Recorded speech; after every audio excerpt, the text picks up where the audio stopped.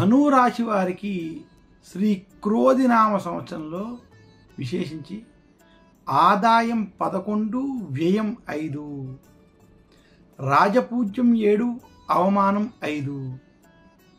ధనురాశి వారికి శ్రీ క్రోధినామ సంవత్సరం చిలకమర్తి పంచాంగరీత్యా దృక్ సిద్ధాంత పంచాంగ గణితం ఆధారంగా ఈ రకమైనటువంటి గ్రహస్థితి ఉంది. ధనురాశి వారికి విశేషించి ఈ సంవత్సరం తృతీయ స్థానం నందు శని అనుకూలంగా సంచరించడం. ధనురాశి వారికి అదేవిధంగా బృహస్పతి 6వ స్థానం నందు, రాహు 4థ స్థానం నందు, కేతు 10వ స్థానం నందు అనుకూలంగా సంచరించడం చేత ధనురాశి వారికి ఈ సంవత్సరం మధ్యస్థం నుండి అనుకూల ఫలితాలు ఉన్నాయి. విశేషంగా ధనురాశి వారికి శని బలం అనుకూలత వలన వృత్తి ఉద్యోగ వ్యాపారాలలో మీరు అనుకున్నటువంటి పురోగతి ఏదైతే ఉందో అది మీకు లభిస్తుంది. మీరు ఉద్యోగపరంగా చేసేటువంటి ప్రయత్నాలు సఫలీకృతం అవుతాయి. అయితే శత్రుస్థానంలో గురుడు ఉండడం చేత, గురు బలం లేని కారణం చేత ఉద్యోగస్తులకి ఉద్యోగంలో చికాకులు, రాజకీయ ఒత్తిళ్ళు, ఇబ్బందులు మాత్రం కొంత వేధించేటువంటి స్థితి ఉన్నది. ధనురాశి వారి ఈ సంవత్సరం శత్రువర్గంతో ఖచ్చితమైన జాగ్రత్తలు వహించాలి. శత్రువుల వల్ల పీడ, శత్రువుల వల్ల బాధ కలిగేటువంటి స్థితి కనపడుతోంది. ధనురాశి వారికి శత్రుస్థానంలో ఉన్నటువంటి బృహస్పతి వలన ఆరోగ్య సమస్యలు, టెన్షన్లు, గొడవలు మాత్రం ఈ సంవత్సరం అధికంగా ఉండేటువంటి స్థితి కనపడుతోంది.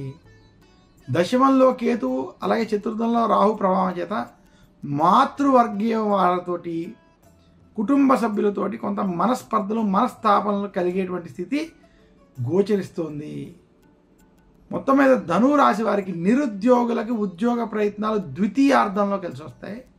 ఉద్యోగస్తులకి ప్రమోషన్ వంటి వాటిలో రాజకీయమైనటువంటి సమస్యలు, ఒత్తిళ్లు అధికంగా ఉంటాయి. ధనురాశి రైతాంగానికి మధ్యస్థ ఫలితాలు ఇచ్చేటువంటి సంవత్సరం. ధనురాశి వ్యాపారస్తులకి వ్యాపారపరంగా అభివృద్ధి ఉన్నప్పటికీ టెన్షన్లు, శత్రుబాధ, పీడ కొంత అధికంగా ఉంటుంది. వ్యాపారంలో మీ శత్రువులతోటి మిమ్మల్ని మోసం చేసేటువంటి ఉద్దేశంతో ఉన్నటువంటి వారితోటి జాగ్రత్తగా ఉండాలి. కొంతమంది వల్ల మోసపోయేటువంటి స్థితి వ్యాపారస్తులకి ఈ సంవత్సరం ధనురాశి వారికి కనపడుతుంది. ఇక ధనురాశి విద్యార్థులకి ఈ సంవత్సరం అనుకూలమైనటువంటి సంవత్సరం. మధ్యస్థ నుండి అనుకూల ఫలితాలు ఈ సంవత్సరం ధనురాశి విద్యార్థులకు కనబడుతున్నాయి. ఇక ధనురాశి స్త్రీలకి కుటుంబ సమస్యలు, కొంత గొడవలు, మానసిక సమస్యలు ఏర్పడేటువంటి స్థితి ఉంది. ధనురాశి స్త్రీలు గొడవలకి, వాదనలకి, వివాదాలకి దూరంగా ఉండాలి మాత్రం సూచిస్తున్నాను. ప్రశాంతంగా ఆచితూచి నిర్ణయం తీసుకోవాలి. ధనురాశి విదేశీ ప్రయాణాలు వంటివి సంవత్సరం అంత కలిసి రాకపోవచ్చు.